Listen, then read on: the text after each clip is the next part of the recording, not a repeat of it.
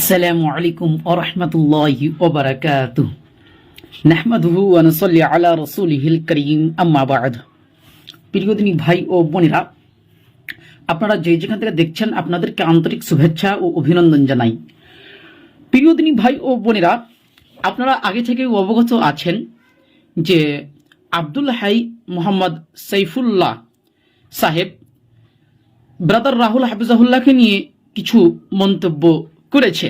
Brother Rahul হাফিজাহুল্লাহকে নিয়ে কিছুটা বিরূপ মন্তব্য করেছে যে ব্রাদার রাহুল হাফিজাহুল্লাহ আরবি জানে না, ইত্যাদি ইত্যাদি আরো মন্তব্য করেছে। আজকে আমরা দাঁত ভাঙ্গা জবাব দেওয়ার জন্য উপস্থিত হয়েছি। সুধীবৃন্দ, আপনারা মনে রাখবেন, আমাদের প্রত্যেকটা জবাব অ্যান্টিভেনাম হবে। আমাদের প্রত্যেকটা জবাব অ্যান্টিভেনাম। কোনো মায়ের বেটার ক্ষমতা নেই যে আমাদের এই জবাবগুলো খণ্ডন করে দিবে। প্রিয় সুধীবৃন্দ, বেশি দেরি নয়, চলুন আগে সর্বপ্রথম সাইফুল্লাহ সাহেবের বক্তব্যটি শ্রবণ করুন, ধৈর্য সহকারে শ্রবণ করুন। তারপরে আমরা ইলমি এবং তাহকিকি জবাব দেওয়ার জন্য উপস্থিত হয়েছি। একদম অ্যান্টিভেনাম জবাব দেবো। দেখি কাদের আরবির বেশি জোর রয়েছে, একটু পরেই মজা দেখতে পাবেন। চলুন ভিডিওটা ধৈর্য সহকারে শুনুন। আগে আব্দুল হাই মোহাম্মদ সাইফুল্লাহ সাহেবের বক্তব্যটি শ্রবণ করুন। কি কারণে, কোন সমস্যায়, কোন যুক্তিতে উনি চশমা পরেন, চশমা পরে হয়তো তিনি কথা বলেন, সেই চশমা অনেক সময় এরকম হতে পারে স্বচ্ছ, কিন্তু আলো লাগলে কালো হয়ে যায়, অটো সান এরকম গাছ আছে না, কিন্তু আরেকজনের এটা পছন্দ হয় না, সে তার অনেক এলমি সমালোচনা না করে বলে কালো চশমাওয়ালা, এইটা বলে ক্রিটিসাইজ করে। যেই বক্তা আচ্ছা ভাই, আপনি যে ব্রাদার রাহুলের সমালোচনা করছেন, আপনি কি এটা ইলমি সমালোচনা করছেন? আল্লাহ সুবহানাহু ওয়া তাআলা পবিত্র কোরআন সূরা সাফ আয়াত নম্বর 2 এ স্পষ্ট বলেছেন যে হে ঈমানদারগণ, তোমরা তা বলো কিন্তু যা তোমরা নিজেই করো না।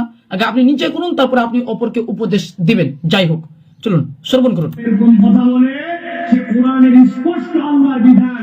সূরা হুজুরাতের মধ্যে আল্লাহ বলেছেন, তোমরা একজন আরেকজনকে ক্রিটিসাইজ করো না, ব্যঙ্গাত্মক নামে দেখো না। সে স্পষ্ট এরকম ব্যঙ্গাত্মক নামে ডাকে। যেরকম কথা বলে তার সবার আগে ইসলাম হওয়ার দরকার, ঠিক কি না? কিসের ইসলাম করতে আসছে সে? আরেকজনকে বলে ছোট মানুষ, দেখতে ছোট, একটু বেটে সাইজ, আল্লাহরই সৃষ্টি বেটে, কিন্তু আল্লাহ রাব্বুল আলামিন তো বেটে দিয়ে লম্বা দিয়ে আল্লাহর কাছে বিচার করবেন না। ইন্না আকরামাকুম ইনদাল্লাহি আতকাকুম, আল্লাহকে কি ভয় করে আল্লাহর কাছে বিচার হবে সেইভাবে। এখন তাকে বলতেছে আমি কিউট বয়। এই কিউট বয় বলার দ্বারা তো তাকে সত্যিকার কিউট বয় বুঝাচ্ছি না, তাকে প্রকারান্তরে হেয় করতেছি, তুচ্ছ করতেছি, তাচ্ছিল্য করতেছি। স্টেজে বসে যেরকম মানুষকে তুচ্ছ তাচ্ছিল্য করে, এটা বক্তা নয়। আচ্ছা, যখন রেজাউল করিম আবরার আহলুল হাদিসদের আলেমদেরকে দাজ্জাল বলে, কাজ্জাব বলে, ইবলিস বলে, তখন আপনার এগুলো চোখে পড়ে না? মানে আহলে হাদিসরা বললেই দোষ, আর আপনাদের আলেমগুলো বললে দোষ হয় না? ইনায়াতুল্লাহ আব্বাসী আহলুল হাদিস আলেমদেরকে বাটখারা বলে, তখন আপনার চোখে পড়ে না? পিচ্চি বলে, তখন আপনার চোখে পড়ে না? মানে তখন নাকি আপনিও ইনায়াতুল্লাহ আব্বাসীর মতন কালো চশমা পরে নিয়েছেন? যাই হোক, চলুন আমরা ইলমি জবাব দেবো। মূল যেই সমালোচনা ব্রাদার রাহুলের উপরে তুলেছে সেটা হচ্ছে যে ব্রাদার রাহুল হাফিজাহুল্লাহ আরবি জানে না, এটাই তার সমস্যা। এটারই অ্যান্টিভেনাম জবাব দেবো। এগুলোতে জাস্ট জবাব দিচ্ছি, কিন্তু অ্যান্টিভেনাম এটার জবাব দেবো। চলুন দেখুন। এই বক্তাদের আগে ইসলাম হওয়া দরকার। কথা কি মজুক্তি বললাম ভাই? আমি যে কথা বলবো, আমার কথার একটা এফেক্ট থাকতে হবে, আমার যদি ইসলাম না থাকে। আচ্ছা, আমি আপনাদের কাছে ধরলাম, আমি আপনাদের কাছে তারাবিও পড়াবো না, আপনাদের কাছে কোরআনুল কারীম থেকে বিশুদ্ধ তেলাওয়াত করে কেরাত শোনাবো না, কিন্তু আমার নামাজ তো আমাকে শুদ্ধ করে পড়া লাগবে ভাই। কোরআনের মধ্যে যদি লাহানের জলি হয়ে যায়, তাহলে আপনার যদি লাহানের জলি বেড়ে যায়, আপনার নামাজ হবে না, ছুটে যাবে। এখানে খুব সুন্দর ফতোয়া দিয়েছে যে কোরআন পড়তে গিয়ে যদি লাহানে জলি হয়ে যায়, তাহলে নামাজ শুদ্ধ হবে না বিশুদ্ধ হবে? বিশুদ্ধ হবে কিংবা অশুদ্ধ হবে, এটা একটা প্রশ্ন তুলেছে। তো এটারই জবাব দেবো আমরা। চলুন আগে দেখতে থাকুন। নামাজ হবে না, ছুটে যাবে। আপনার যে জায়গায় বলা যাবে আচ্ছা, আল্লাহু আহাদ, আপনি কুলটাকেও কুল বলেন, আহাদটা হাও ঠিক করে বলেন না। আন আমতা, ওখানে আইন আছে, আপনি আন আমতা সব বলে মিলাই ফেলেন। এইগুলো তো কন্টিনিউ লাহানে জলি, হয়তো আপনার নামাজ ঠিক হবে না। আচ্ছা, মানে যদি কোরআন পড়তে যে লাহানে জলি হয়ে যায়, অর্থাৎ আলিফের জায়গায় যদি আপনি আইন বলেন কিংবা আইনের জায়গায় যদি আপনি আলিফ বলেন, তাহলে নামাজ হবে না। তাহলে ইনার ফতোয়াতে ইমাম আবু হানিফা রাহমাহুল্লাহর নামাজ হয়নি। দর্শক মণ্ডলী, এখানে লক্ষ্য করুন, ইনার ফতোয়া অনুযায়ী কিন্তু ইমাম আবু হানিফা রাহমাহুল্লাহর নামাজ হয়নি। প্রমাণ দেবো ইনশাআল্লাহ। আমরা প্রমাণ ছাড়া কথা বলবো না। ইমাম আবু হানিফা রাহমাহুল্লাহর লাহানে মানে মারাত্মক জটিলতা ছিল, একটু পরে দেখতে পাবেন ইনশাআল্লাহ। একটু অপেক্ষা করুন, শুধু আগে বক্তব্যটা শ্রবণ করুন। আপনার কেরাত শুনানো লাগবে না, হ্যাঁ। আপনার তেলাওয়াত শুনানো লাগবে না, আপনাকে কারি হিসাবেও কেউ বলে নাই, কিন্তু যার তেলাওয়াতের কারণে নিজের নামাজ শুদ্ধ হয় না, এটা নিয়ে আবার গর্ব করে, কিন্তু আবার কেমন করে ইসলামী আলোচনা হয়। আচ্ছা, মানে ব্রাদার রাহুল হাফিজাহুল্লাহর কোরআন পড়া শুদ্ধ নয়, এই জন্য মানে ব্রাদার রাহুল হাফিজাহুল্লাহ ইসলামিক আলোচক হতে পারে না, এটাই তার একটা দাবি। ব্রাদার রাহুল হাফিজাহুল্লাহ আরবি জানে না, এটা 1 নম্বর দাবি। 2 নম্বর দাবি হচ্ছে যে যে আরবি জানে না সেই ব্যক্তি ইসলামিক আলোচক কিভাবে হতে পায়।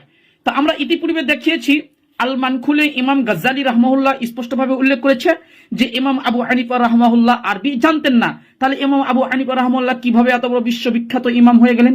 বুঝতে পারলাম না, হুজুর একটু আমাদেরকে জানাবেন। এটা ইমাম গাজ্জালি রাহমাহুল্লাহ আল মানখুল পৃষ্ঠা নম্বর 581 পৃষ্ঠায় স্পষ্টভাবে বলেছে যে ইমাম আবু হানিফা রাহমাহুল্লাহ সম্পর্কে বলছে যে ওয়া আম্মা আবু হানিফা, আর ইমাম আবু হানিফা রাহমাহুল্লাহ ফালাম ইয়াকুন মুজতাহিদান, তিনি আসলে মুজতাহিদ ছিলেন না। কেন? লিআন্নাহু কানা লা ইউরাফুল লুগা ওয়া আলাইহি ইয়াদুল্লু, কেন ইমাম আবু হানিফা রাহমাহুল্লাহ আরবি জানতেন না। স্পষ্টভাবে বলছে ইমাম গাজ্জালি রাহমাহুল্লাহ স্পষ্টভাবে বলছে যে ইমাম আবু হানিফা রাহমাহুল্লাহ আরবি জানতেন না। তাহলে ইমাম আবু হানিফা রাহমাহুল্লাহ এত বড় বিশ্ববিখ্যাত ইমাম কিভাবে হয়ে গেলেন একটু আমাদেরকে জানাবেন। দর্শক মণ্ডলী, আপনাদেরকে আমি সেটাও দেখিয়ে দিচ্ছি, একটু ওয়েট করুন। আমি ফতোয়াটা ইমাম গাজ্জালি থেকে আপনাদেরকে দেখিয়ে দিচ্ছি। আচ্ছা, এটা আমি নোট করতে ভুলে গিয়েছি, তো একটু দেখিয়ে দিচ্ছি। আমি তবুও আমি বের করে নিচ্ছি, আপনাদেরকে আমি দেখিয়ে দিচ্ছি। দেখেন, এটা হচ্ছে আল মানখুল পৃষ্ঠা নম্বর 581 মাকতাবা শামেলা থেকে। দেখেন, এই যে এখানে স্পষ্টভাবে বলছে, এই যে দেখেন, ওয়া আম্মা আবু হানিফা, আর ইমাম আবু হানিফা রাহমাহুল্লাহ ফালাম ইয়াকুন মুজতাহিদান, তিনি আসলে মুজতাহিদ ছিলেন না। কেন? লিআন্নাহু কানা লা ইউরাফুল লুগাহ, কেননা ইমাম আবু হানিফা রাহমাহুল্লাহ তিনি আরবি ভাষা জানতেন না। কোথায় ভুল করেছে? ওয়ালাউ রামাহু বি আবু কুবাইসিন, এই যে এখানে আবু, এখানে বা হারফে জার, আবা মুজাফ আর কুবাইসিন মুজাফ ইলাইহি হবে, কিন্তু ইমাম আবু হানিফা কি বলছে? বে আবু, মানে বায়ের পর, মানে এখানে বায়ের পর বে আবি কুবাইস না বলে বলছে বে আবু কুবাইস, বাহার পেজার আবি মুজাফ হয়ে যাবে এখানে, আর কুবাইসিন মুজাফ ইলাইহি হয়ে যাবে। তো এখানে আবু হানিফা কি বলছে? বে আবু কুবাইসিন, এখানে বায়ের পরে ইয়া হওয়ার কথা, কিন্তু ইমাম আবু হানিফা ওয়াও দিচ্ছে, মানে এখানে ইমাম আবু হানিফা রাহমাহুল্লাহ ভুল করেছে, যেটা ইমাম গাজ্জালি রাহমাহুল্লাহ আল মানখুল পৃষ্ঠা নম্বর 581 স্পষ্টভাবে বলে দিয়েছে। দর্শক মণ্ডলী, এবার আসুন, তাহলে ইমাম আবু হানিফা রাহমাহুল্লাহ এত বড় একটা ইমাম কিভাবে হয়ে গেল আমরা বুঝতে পারলাম না। একটু আমাদেরকে বলবেন হুজুর, ইমাম আবু হানিফা রাহমাহুল্লাহ এত বড়টা ইমাম কিভাবে হয়ে গেল? 2 নম্বর, আব্দুল হাই মোহাম্মদ সাইফুল্লাহ সাহেব আরেকটি আপত্তি তুলেছে যে ব্রাদার রাহুল হাফিজাহুল্লাহর লাহানে জালি আছে, তাহলে তার কোরআন পড়াই শুদ্ধ নয়, তাহলে সেই ব্যক্তি ইসলামিক আলোচক কিভাবে হতে পারে? জবাব নম্বর 2, চলুন এর জবাব আমরা দিয়ে দিই। এর জবাব এবার আসুন, ইমাম আবু হানিফা রাহমাহুল্লাহ কি, মানে ইমাম আবু হানিফা রাহমাহুল্লাহর কি লাহানে জালি ছিল, লাহান ছিল? একটু দেখাচ্ছি আপনাদেরকে, জাস্ট দলিল অনেক রয়েছে, আমি সংক্ষিপ্ত আপনাদেরকে দেখাচ্ছি। এটা দেখতে পাচ্ছেন ইকমালু তাহজিবিল কামাল, রাবি নম্বর 4840, এখানে দেখতে পাচ্ছেন আন-নু'মান বিন সাবিত আত-তাইমি আবু হানিফা আল কুফি, অর্থাৎ ইমাম আবু হানিফা রাহমাহুল্লাহ সম্পর্কে এখানে বলছে। এটা হচ্ছে আপনার 12 খণ্ড, পৃষ্ঠা নম্বর 56, রাবি নম্বর হচ্ছে 4840 নম্বর রাবি। দেখেন, এখান থেকে দেখেন, এই যে এখানে সনদ সহ নিয়ে এসেছে। দর্শক মণ্ডলী দেখতে পাচ্ছেন, ইবনে উমার রাহমাহুল্লাহ বলছে যে আতাইতুল কুফা থেকে একজন ব্যক্তি আসলো, কুফা থেকে একজন ব্যক্তি আগমন করলো। তারপরে বলছে ফাইজা বিরাজুলিন, একজন যখন সাআলা আবু হানিফা, ওই ব্যক্তি ইমাম আবু হানিফা রাহমাহুল্লাহকে জিজ্ঞাসা করছে, ইমাম আবু হানিফা রাহমাহুল্লাহকে জিজ্ঞাসা করছে, ফাআজাবা, তখন ইমাম আবু হানিফা ফাআজাবাহু, তখন ইমাম আবু হানিফা রাহমাহুল্লাহ জবাব দিচ্ছে, ফালাহানা ফি কালামিহি, তখন ইমাম আবু হানিফা রাহমাহুল্লাহর কথার মধ্যে জড়তা ছিল, লাহান ছিল। এই যে তাহলে ইমাম আবু হানিফা আরবি ভাষা মানে আরবি ভাষী, তাহলে তার কথার মধ্যে যখন লাহান ছিল, যখন আবু হানিফা রাহমাহুল্লাহর কথার মধ্যে জড়তা ছিল, লাহান ছিল, তাহলে ইমাম আবু হানিফা রাহমাহুল্লাহ কিভাবে এবার ইমাম হয়ে গেল? তাহলে ইমাম আবু হানিফার নামাজ কিভাবে শুদ্ধ হয়ে গেল? মানে তাদের ফতোয়াতে তাদের ইমাম বাতিল। দর্শক মণ্ডলী, এবার বুঝতে পেরেছেন? তাদের ফতোয়াতে তাদের ইমামই বাতিল হয়ে গেল, আমাদের কিছু করার নেই। শুধু আমি আপনাদেরকে দেখিয়ে দিচ্ছি, ফতোয়া আমি জারি করছি না। ফতোয়া আব্দুল হাই মোহাম্মদ সাইফুল্লাহ সাহেব ফতোয়া কি দিচ্ছে? যে যেই ব্যক্তির কোরআন পড়াতে লাহানে জালি হয়ে যায় তার নামাজ শুদ্ধ নয়, তার নামাজ হবে না, স্পষ্ট বললো।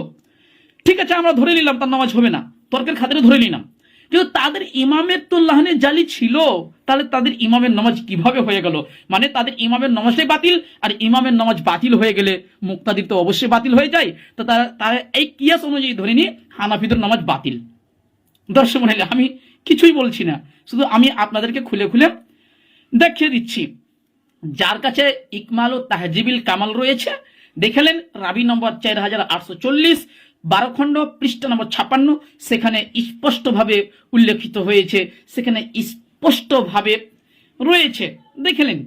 আর এটা কোনো আহলুল হাদিসের কিতাব নয়, ইকমাল ও তাহজিবিল কামাল এটা আহলে হাদিসের কিতাব নয়, এটা হচ্ছে হানাফিদেরই কিতাব। দেখিয়ে দিচ্ছি আপনাদেরকে, এই যে দেখতে পাচ্ছেন কিতাবটা, ইকমাল ও তাহজিবিল কামাল ফি আসমাই রিজাল, লেখককে দেখতে পাচ্ছেন আলাউদ্দিন মুগলতাই বিন কুলাইজ বিন আব্দুল্লাহ আল হানাফি। এটা হচ্ছে হানাফিদের কিতাব, দেখতে পাচ্ছেন এখানে শেষে হানাফিও দেওয়া হয়েছে, এখানেও দেখে নেন শেষে হানাফি উল্লেখ করা হয়েছে। এই যে হানাফি, মানে এই যে দর্শক মণ্ডলী এখানে লক্ষ্য করুন, এই যে হানাফি, হানাফি মৃত্যু হচ্ছে 762 হিজরি, জন্ম হচ্ছে 689 হিজরিতে। তো দর্শক মণ্ডলী, এইবার যদি ফতোয়া জারি করতে হয় তাহলে ইমাম আবু হানিফার উপর আগে জারি করুন, তারপর আমরা ব্রাদার রাহুলকে দেখছি ইনশাআল্লাহ। দর্শক মণ্ডলী, আমরা আরেকবার বলি, আগে ইমাম আবু হানিফা রাহমাহুল্লাহর উপর ফতোয়া জারি করুন, তারপরে আমরা ব্রাদার রাহুলের দেখছি ইনশাআল্লাহ। দর্শক মণ্ডলী, ইমাম আবু হানিফা রাহমাহুল্লাহর লাহানে জালি ছিল, এটা আপনাদের সামনে স্পষ্টভাবে তুলে ধরলাম। তাছাড়া আরেকটা দলিল দিই, ইমাম আবু হানিফা রাহমাহুল্লাহ তিনি আরবি ভাষায়ও ভুল করেছেন, দেখে নিতে পারেন আপনি। ইনবাহুর রুয়াহ আন আনবাহিন নুহা গ্রন্থ দেখতে পারেন আপনি, দ্বিতীয় খণ্ড 33 পৃষ্ঠা দেখতে পারেন। এই যে এখানে দেখতে পাচ্ছেন, ক্বালা আবু যায়েদ লাকিতু আবা হানিফা, আমি আবু হানিফার সাথে মুলাকাত করলাম, সাক্ষাৎ করলাম। ফাহাদ্দাসানি বিহাদিসিন, তিনি একটা হাদিস রওয়ায়াত করলো, একটা হাদিস বর্ণনা করলো। তখন ইয়াদখুলুল জান্নাতা কওমুন হুফাতুন উরা, এই যে এই হাদিসটা এখানে একটা ইমাম আবু হানিফা রাহমাহুল্লাহ ভুল করেছে। এই যে দেখতে পাচ্ছেন মানতুনুন, এখানে মানে ইমাম আবু, এখানে এই যে এখানে ইমাম আবু হানিফা ভুল করেছে, তারপর এখানে ওই নাহবিদ আবু যায়েদ আল আনসারী ভুলটা ধরিয়ে দিল, তারপরে ইমাম আবু হানিফা রাহমাহুল্লাহ তার প্রশংসাও করেছে। এই যে দেখতে পাচ্ছেন এখানে তারিখে বাগদাদও রয়েছে। এই হাদিসটির এই আসারটার সনদের মধ্যে কিছুটা দুর্বলতা থাকলেও কিন্তু এটা ঐতিহাসিক ব্যাপার, আর ঐতিহাসিকের ব্যাপারে, ইতিহাসের ব্যাপারে নাসিরউদ্দিন চাঁদপুরি হানাফি দেওবন্দি, হানাফি কেল্লাবই স্পষ্ট ভাবে বলেছে যে ইতিহাসের ব্যাপারে জয়ীব হলেও জাল হলেও সেটা গ্রহণযোগ্য, নাসিরউদ্দিন চাঁদপুরি স্পষ্ট ভাবে বলেছে। তো দর্শক মণ্ডলী, ইমাম আবু হানিফা রাহমাহুল্লাহর ক্ষেত্রে আপত্তি রয়েছে, তাহলে ইমাম আবু হানিফাকে বর্জন করে দেন, উনিও কখনো ইমাম হতে পারে না, তাহলে আপনাদের দাবি অনুযায়ী। যাই হোক, আল্লাহ সুবহানাহু ওয়া তাআলার নিকটে দোয়া করি, হে আল্লাহ তুমি আমাদের প্রত্যেকটা মুসলিম ভাই বোনকে সঠিক বুঝে তার উপর আমল করার তৌফিক দান করুন। গালি দিয়ে কোনো ফায়দা হবে না ভাই, তোমরা যেমন আপত্তি তুলবে তেমন আমরা জবাব দেবো, আমরা জবাব দেওয়ার জন্য রেডি রয়েছি। তোমরা আপত্তি তুলো না, আমরা তো জবাব দেবই, প্রত্যেকটা জবাব আমাদের অ্যান্টিমানা হবে। যদি কোনো মুকাল্লিদের ক্ষমতা থাকে তাহলে আমাদের এই জবাবকে খণ্ডন করে দেখিয়ে দেব। মানে মুকাল্লিদের যদি ক্ষমতা থাকে এই জবাবটাকে খণ্ডন করে দেখিয়ে দাও যে ইমাম আবু হানিফা রাহমাহুল্লাহর মুখের মধ্যে জড়তা ছিল না, খণ্ডন করে দেখিয়ে দাও, ইনশাআল্লাহ পাল্টা আবার জবাব আসবে। তো দর্শক মণ্ডলী, আপনাদের নিকটে একটা আবেদন যে আপনারা ভিডিওটা বেশি বেশি করে শেয়ার করবেন, যাতে করে মুকাল্লিদগুলো লাফালাফি বন্ধ হয়ে যায়। আজকের মতো লাইভটি এখানেই বন্ধ করছি, ইনশাআল্লাহ আবারও রাত্রে দেখা হবে, রাত 9টায় ইনশাআল্লাহ মাসুদ বসের ভিডিওর জবাব নিয়ে আসছি। ইনশাআল্লাহ আপনারা অপেক্ষা করুন রাত 9টার সময়। আজকের মতো এখানে বিদায় নিচ্ছি। আসসালামু আলাইকুম ওয়া রাহমাতুল্লাহি ওয়া বারাকাতুহু।